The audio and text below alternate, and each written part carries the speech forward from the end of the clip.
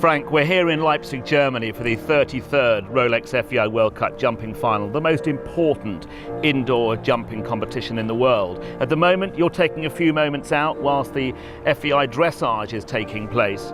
But tell me a little bit about the background to this competition. How long before it do you actually get asked to come?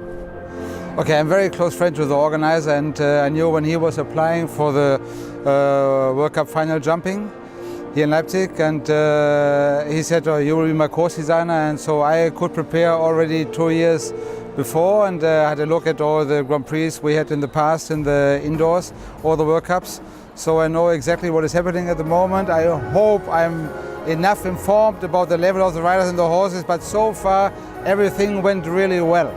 Everything has gone well, but I'd like to talk to you a little bit about the production and the design of the courses. So you start maybe 2 years in advance to start thinking about how you might set out the course.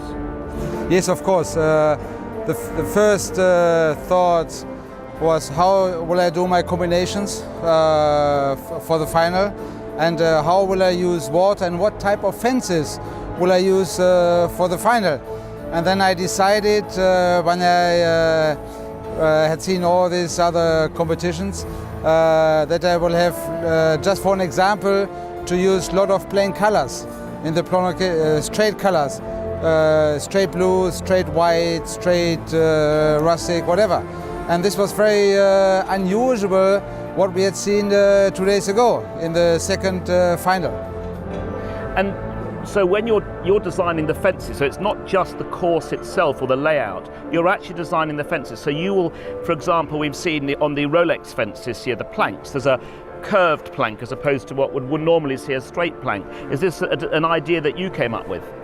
Yes, we had this already 1 or 2 times before on smaller shows, but then I said I don't want to have it too big and too massive and too much jumping and taking too much power out of the horses, and I talked to my assistant. I said, how can we do it? And then we said, oh, we have to make it very difficile, the design of the jumps, and how can we do it? And one of these results was this little curved planks.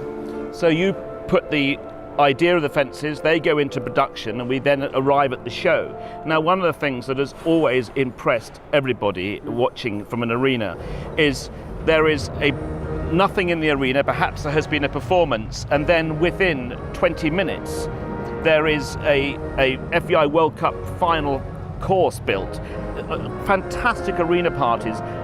You obviously have to have a very, very good team around you. Yes, we have to organize it very, very precise. We do all the course plans in scale on the computer.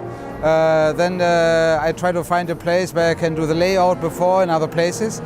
And then, we have marks on the side, on the wall, not to move with the course too much to the left or to the right corner. We instruct our arena party very, very well. We train it outside.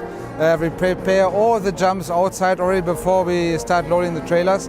And and I work not with a normal arena party. I work with course designers. My whole team are international or national course designers from Germany or from this area. So we have 16, 20 course designers in total, and they know exactly what they have to do.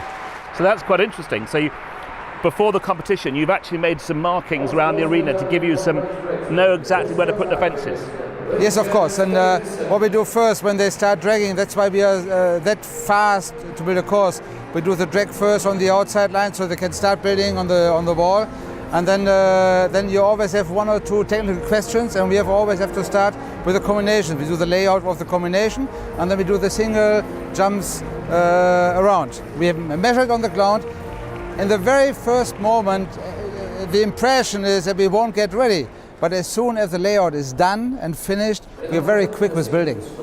And then, of course, you have to think about the trees and the flowers, and you have to put an order in for that, I suppose, do you, before the event? Yes, we have a decoration team, and the one who is who is the leader or the main person of the decoration team. He's a very good friend of mine, and he lives very close to my place. And he called me 3 or 4 times before. I had a meeting with him 2 times in my place. I was showing him the design of the jumps, and I said, I want exactly the flower fitting the color to the jump and the decoration. I don't want to have big trees. I like to have very small, tiny trees, and yeah, this is how it works. Well, it always does look magnificent. Now let's have a quick talk about the Rolex FEI World Cup final this weekend. We've had the first 2 competitions. They have gone extremely well. You predicted 7 or 8 clear rounds yesterday in the second competition. You must be very pleased the way that worked out. Yes, the result, to be honest, I was very luckily, worked out very well. I was expecting in the first round 10 to 12 clears. We had 14, which is, to me, okay. We had a very strong and very difficult class in Table C, which is very decisive for the classes coming after and later. And the class yesterday we had seen was a tough Grand Prix, was a jump off. And I said I like to have 8 to 10 clears, 7, 8, 9 clears, and I think we ended up with 7 clears yesterday. Yes. Yeah, which was very good. Now, do you ever get to a situation in a multi-competition like the Rolex FEI World Cup final where you've got 3 different competitions? Do you ever get, after the second day, do you think maybe I need to change the course, make it a bit bigger on Sunday, or do you always keep it as you planned it? You cannot believe how many people come and ask, can we get a course plan with the dimensions, with the heights, with the distance between the jumps? And I said, no, first I have to see how the result is on the first 2 classes, and then I decide on the dimension for the 2 final classes. Do you? So yeah, you could look at it and think, okay, the horses are jumping so well, we had 20 clears maybe, that was too many, so maybe they put it up a bit or something like that. Yeah, you must be able to read a course, and you must be able to judge the level of the riders, and also in the condition of the horses. And the jumping was very good 2 days ago, and so we go up a little bit tomorrow in the final. And